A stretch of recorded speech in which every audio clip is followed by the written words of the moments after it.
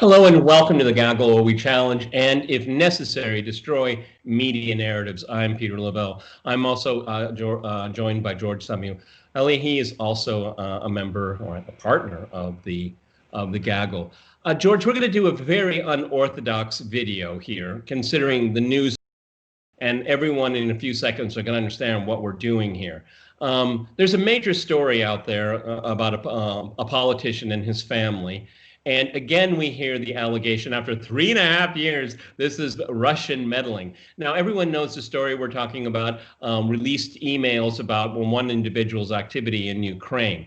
And there's two strategies the media is dealing with this story. Completely ignore it. George Stephanopoulos at a town hall with this particular didn't even mention the topic, okay? Or it is to dismiss it as Russian disinformation. Now, let me just give you a thumbnail sketch why I think this is preposterous.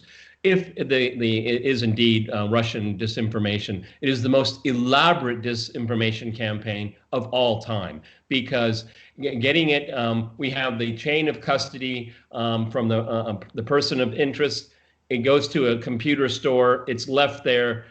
Presumably the owner didn't know what to do with it, checked it, found emails that could be quite sensitive, of a political nature, informed the FBI, and informed Donald Trump's well-known lawyer. Now, on this hard drive that this individual of the computer store made of those messages is that there are pictures, some of them apparently are lewd and of sexual nature, also showing depictions of drug use, extreme drug use. So how in the world could this be disinformation? How in the world could it be planted here? And at the same time, the figure in question, his people around him do not deny the authenticity. Again, they're going back to the issue of custody, how it came out. Your thoughts? Well, what we get here is the usual change the subject mode on the part of the US media.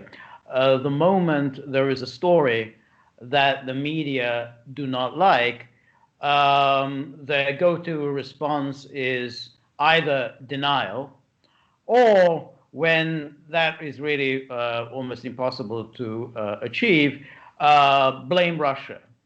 And we saw this in 2016 when we had the Hillary Clinton email scandal, which was that she had a homebrew server on which she had classified emails. And of course, then we had the DNC email disclosure, which showed that the DNC had rigged the primaries against Bernie Sanders. This was very embarrassing. So what happened? The subject was changed, and the subject was changed into Russia.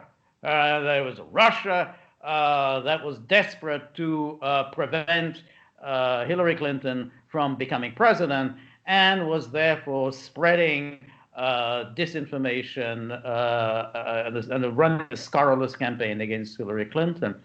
We're getting something very similar now, in that, as you described it, though, with these unfortunate disclosures, and both the New York Times and the Washington Post are today running stories claiming that this was all really part of an elaborate Russian campaign, long in the making.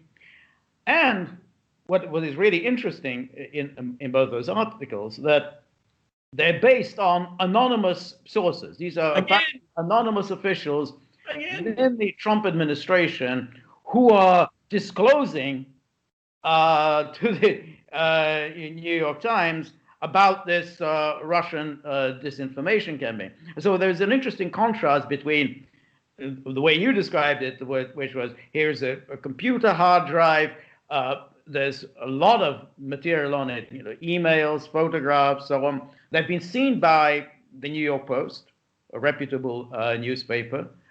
So at least there's something tangible, as opposed to these stories, which are based on nothing tangible, anonymous sources telling the New York Times and the Washington Post that, yes, we know that this is all part of an elaborate Russian disinformation campaign. Yeah, there's no anonymous sources in this story, okay? I mean, on the face of it, okay? There is a chain of custody.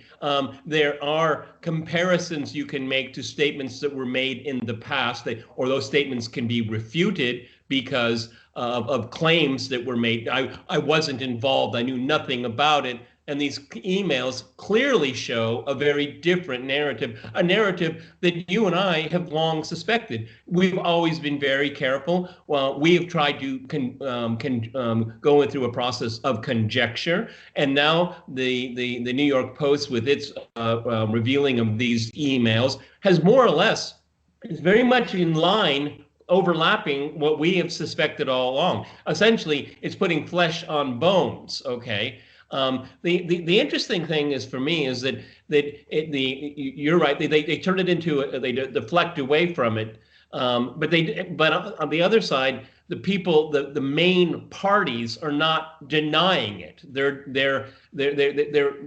It's more of kind of a omission statement, okay, saying something without saying anything, which is very suspicious in itself.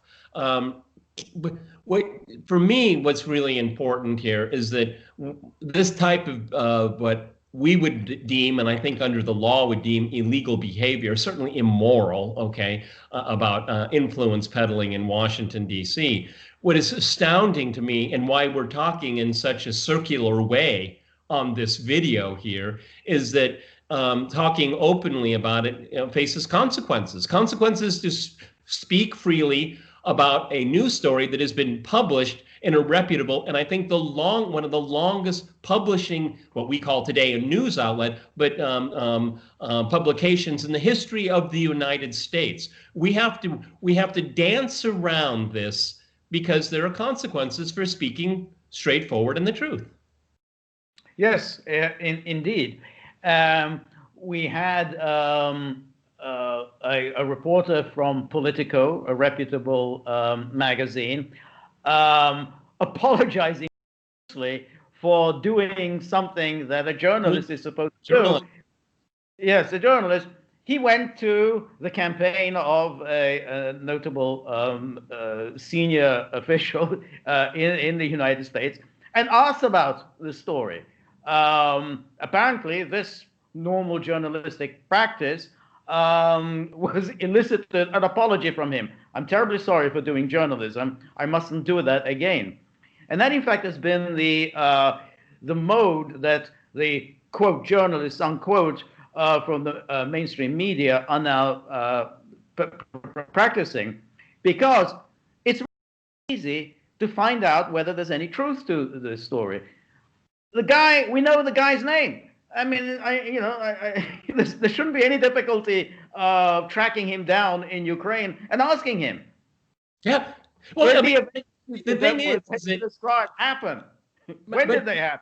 But for you and me, and I don't think most people in America and the West in general don't get the same kind of feel that you and I have. As this is all happening in one country, but it's being blamed on another country. Okay, I mean, as if the country of Ukraine has no agency. The people in Ukraine have no agency. They are the victims of whims of outsiders.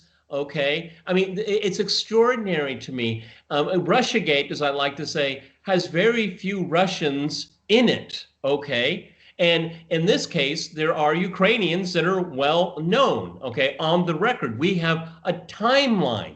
We have known facts that can be verifiable, that are irrefutable, irrespective of how you think about this senior politician here. And then what makes it even worse here, I mean, it keeps getting worse and worse, is that this is the default position. If you don't like a story, it's Russian disinformation. Okay, that lets journalists off the hook. It gets the media off the hook, and it gets people that may have allegedly committed some pretty awful deeds off the hook. This is the ultimate get out of jail free card when you want to avoid speaking about reality. But that's exactly right. But what is so striking is that it would be understandable if the politicians in question who are in an embarrassing position should adopt this strategy. Yeah, of course. Yeah, you change the subject. I mean, I'm not going to talk about my misdeeds. I'm going to point to the misdeeds of someone else.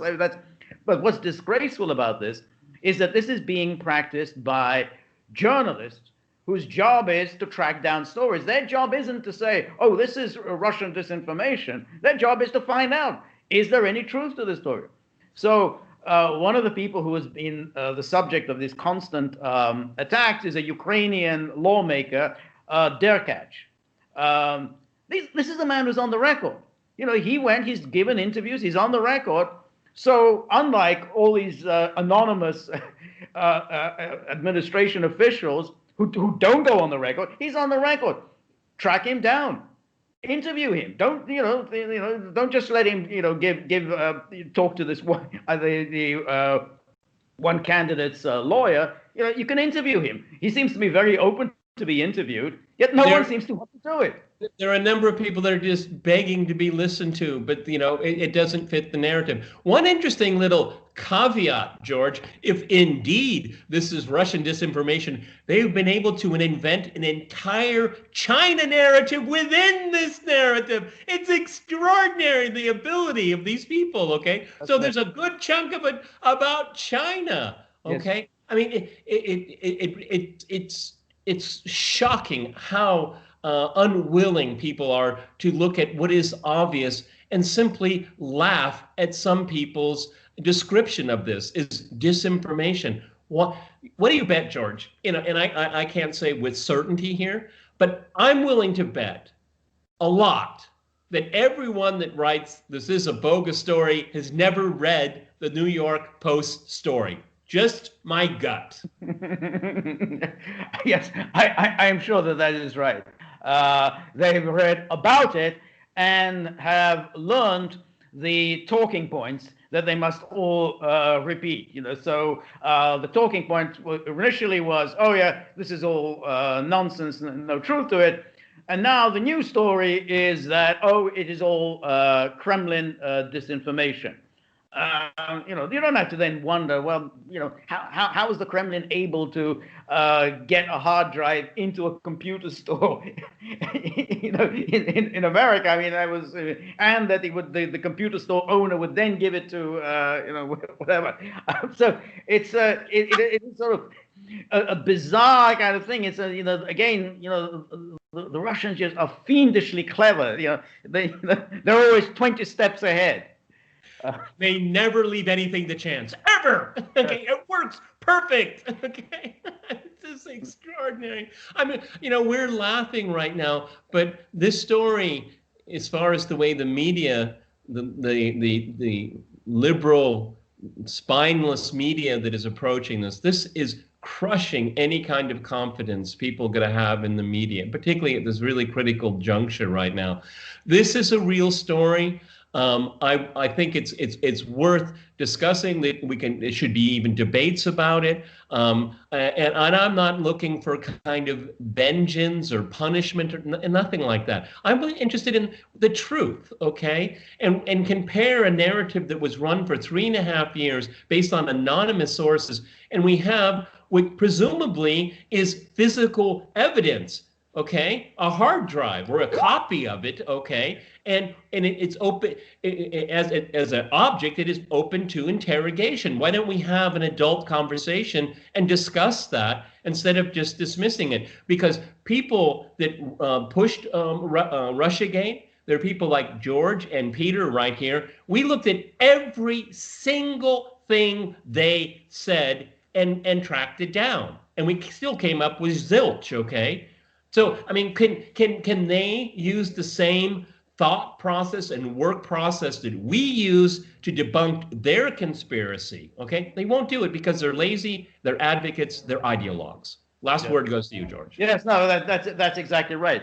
They are much more interested in the narrative that will satisfy their political agenda. The political agenda is the toppling of Donald Trump. And whatever serves that agenda is to be believed. Anything that goes against that agenda is to be discredited and then written about in the media as if it has been debunked, without ever explaining who debunked it. Yes, it's getting in bed with the devil, and they will rue the day that they have done this. Thank you, George. Here, I hope everyone here liked this. We had to kind of dance around with some words and names and things like that, but I think you get what we mean. We don't want to be demonetized. We're just getting started here. Pursuing the truth, there may be consequences, but that's part of the game here. If you like it, please like, share, and subscribe, and we'll stay on this story, okay, as much as we can.